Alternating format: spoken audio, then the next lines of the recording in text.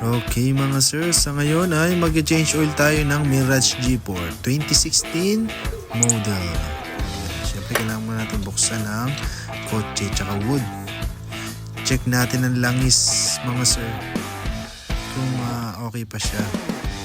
Pero hindi na to, chinek ko na yan nakaraan eh. Ayun lang. Medyo madumi na yan mga sir, kaya kailangan na talagang i-change oil siya. Saka lumabas na rin mga sir yung maintenance dashboard sa dashboard ng lumabas na rin, kaya kailangan talaga. Kaya nag-order na ako ng langis sa Shopee. Isang set yung mga sir kasama na oil filter. O yan, nalabas na rin natin yung mga tools na gagamitin and extra gulong. Siyempre kailangan natin yan ng back up. Kasi maglalagay lang tayo ng jack sa side. Ayun umangat na para safety ba. Pag bumigay ang jack, at least safety pa rin tayo mga sir. Siyempre kailangan safety first talaga. Dahil isa lang ang buhay mga sir. O yan, nilatag natin ang ating higaan kasi lilusot tayo sa ilalim. Yan. I-drain na natin ang langis niya. O yan mga sir. Ako pa eh. Hindi ko maano yung sukat ng wrench. Ayun, nakakuha ko na. Ayan, dahan-dahan lang. Medyo maigpit yung mga sir, kaya medyo bumilo ako. Ayan. Kasi natin yung mga sir. Ayan, nakalas ko na sir. Ayan. Ayan. Medyo marami-rami pang mga langis yan mga sir, kaso yung first batch tinapon ko na yan sir, kasi lang yan 1.5 lang yung sa lagay lang ng ice cream, dalawa yan yung isa yung malaking malapad ng bilog.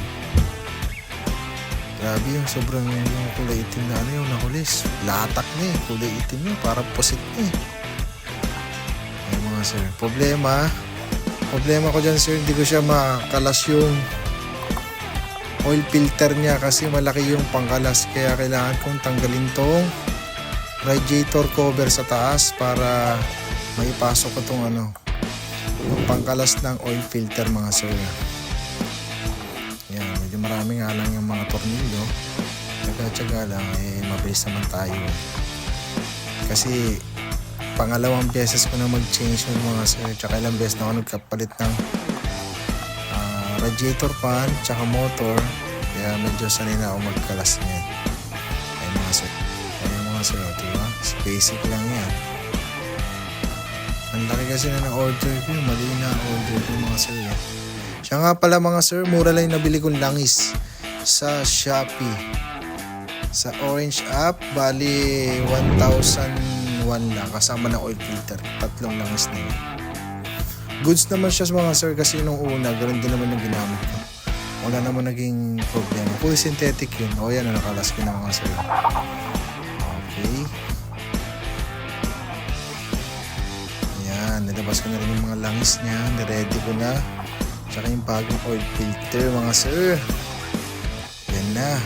Siyempre kailangan muna natin punasan yung pinagtanggalan ng oil filter kasi medyo may mga dumi. Siyempre yung mga dumi na konti, maalis din. At yung ilalim ng mga sir, yung pinunas-punasan na rin natin yan. Naglagay ng threads sa draining oil. Ayun mga sir, medyo tumalon tayo. Hindi pala na-record yung ko. Diyan nag-memory pool.